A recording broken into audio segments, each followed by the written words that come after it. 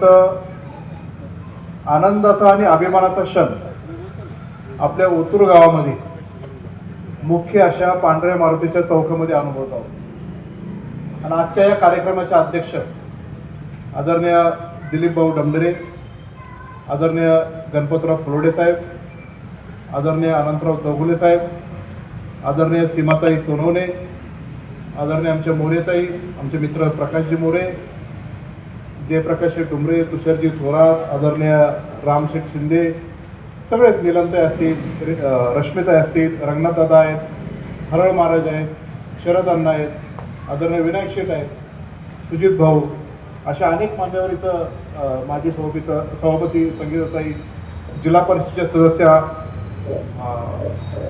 छायाताई, त्याचबरोबर प्रशांत, मोहित, सर्वच गौरव, इथं अनेक संतोष शेठ, तुम्ही अनेक मान्यवर इथे उपस्थित आहेत। खरोखर आजचा दिवस जो माधवराव अण्णा डुमरे आणि त्यांच्या सौभाग्यवती आणि त्यांच्या कुटुंबात आणि त्यांना ज्यांनी साथ दिली, ते आदरणीय रश्मिताई असतील, घोडेकर साहेब असतील, सर्व हा सर्व ओतूरकरांसाठी आणि आमच्यासाठी अत्यंत एक अभिमानाचा क्षण आहे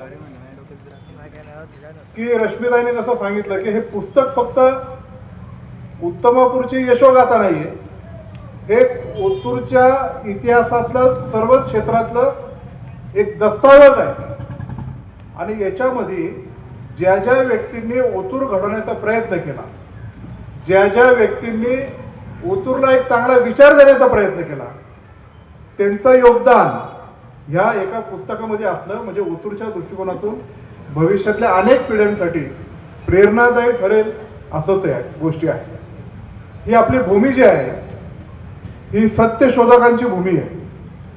ही आपली जी भूमी आहे ही बहुजन समाजाचा पुरस्कार करणारी भूमी आहे।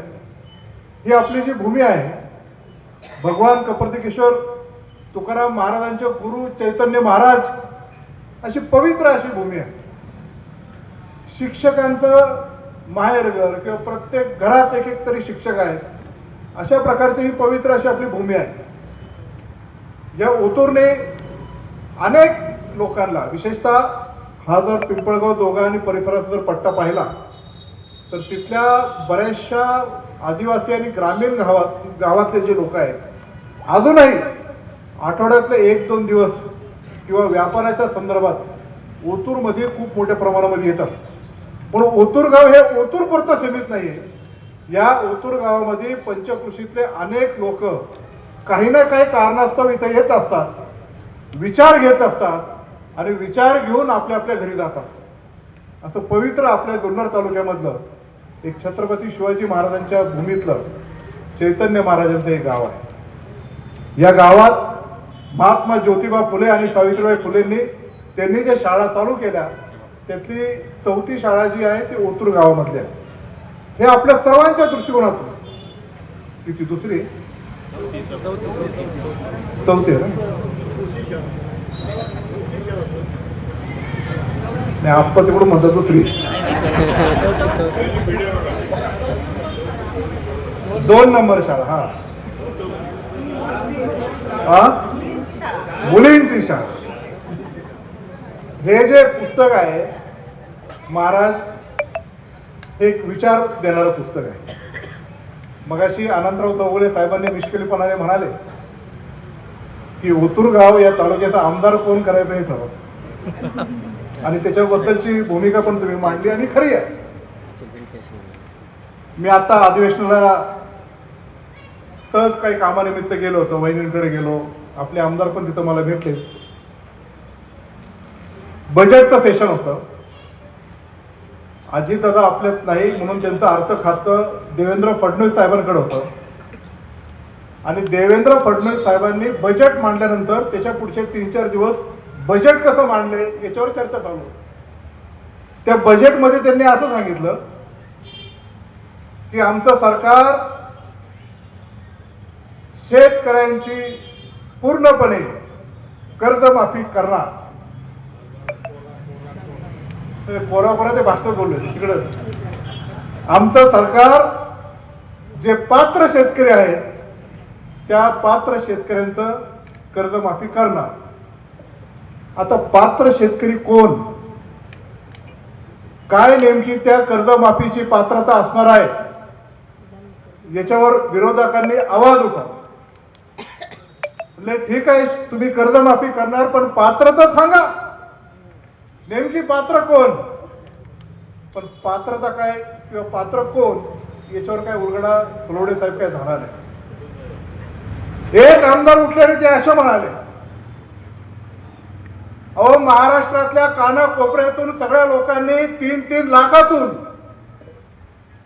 288 पात्र या सभागृहात पाठवले. नेमकी पात्र कोण ते ह्या पात्राला तर सांगा. म्हणून मी असं बारकेनं ऐकून होतो की खरंच पात्र पाठवतात का. मग ओतूर जर आमदार पाठवत असेल तर त्यातले 2 पात्र मी आणि भाऊ इथं उपस्थित आहे. ज्यांच्या प्रमुख उपस्थितीमध्ये ज्यांचा कार्यक्रम होणार होता ते नाही आले, पण आमच्या सीमाता इथं आलेल्या आहेत.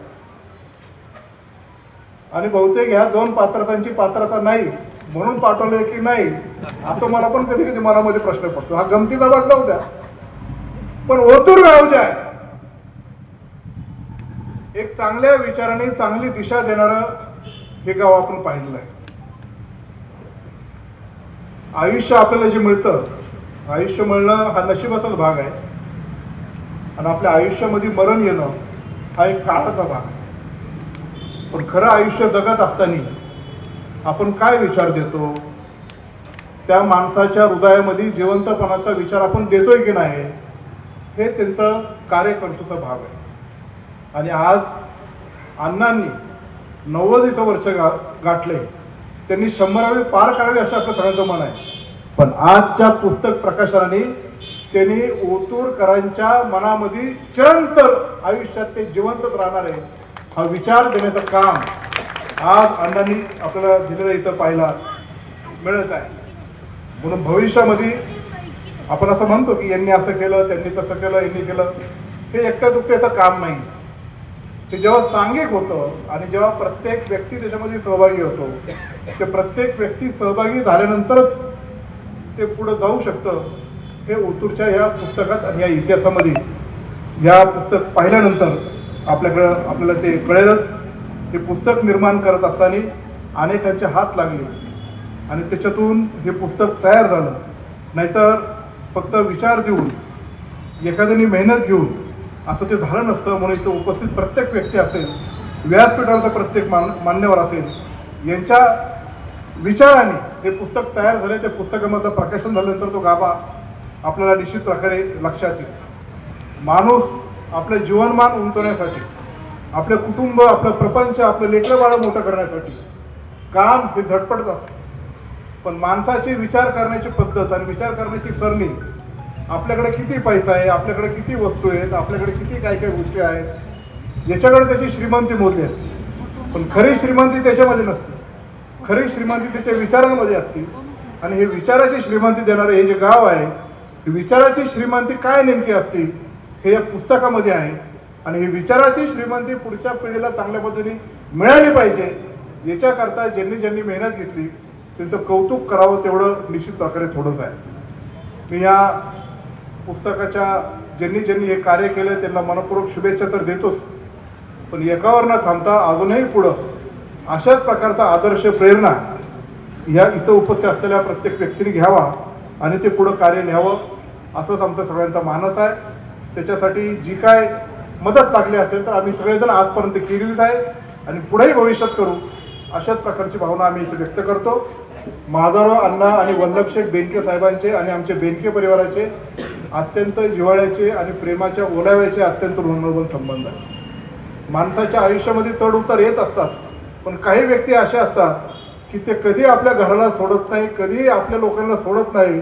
आणि त्यामध्ये अण्णा 90 वर्ष असताना कायम आमच्या कुटुंबाला एक मार्गदर्शक राहिलेले आहेत, याचा आनंद आणि अभिमान माझ्या मनामध्ये आहे. मी जेव्हा ओतूरमध्ये आलो आणि त्यांच्या घरी गेलो तेव्हा हिराबाई मला म्हणणार, तुला नारळाची बर्फी आवडते मला माहीत आहे, तू येणार म्हणून मी ती केलेली आहे आणि आवर्जून ती खाऊ घालणार. नुसती खाऊ घालणार नाही तर डब्यात बांधून देणार. हे प्रेम हे आयुष्यात कुठे मिळत नाही. आणि गेल्यावर अण्णा कायम सांगणार की तुझं हे चुकलं, हे बरोबर आहे, तू असं केलं पाहिजे, तसं केलं पाहिजे. पण माझ्याही जीवनातले मार्गदर्शक अण्णा हे मला लाभले, हे माझ्या दृष्टीने अत्यंत महत्त्वाची गोष्ट आहे. म्हणून आज मी एक पाहुणा म्हणून नाही तर एक कौटुंबिक नातं म्हणून आजच्या या कार्यक्रमाला आलेलो आहे. मी आमच्या बेडके परिवाराच्या वतीने जुन्नर तालुक्याच्या आम जनतेच्या वतीने अण्णांचं आरोग्य अत्यंत चांगलं राहावं आणि त्याने असे अजून अनेक विचार या मोठी आणि जुन्नर तालुक्याच्या प्रती देत राहू अशीच अपेक्षा व्यक्त करतो. शुभेच्छा देतो. त्यांचे आभार मानतो. धन्यवाद. जय हिंद, जय महाराष्ट्र, जय शिवराय. सबस्क्राईब करा. ताज्या बातम्यांसाठी बेल आयकॉनवर क्लिक करा.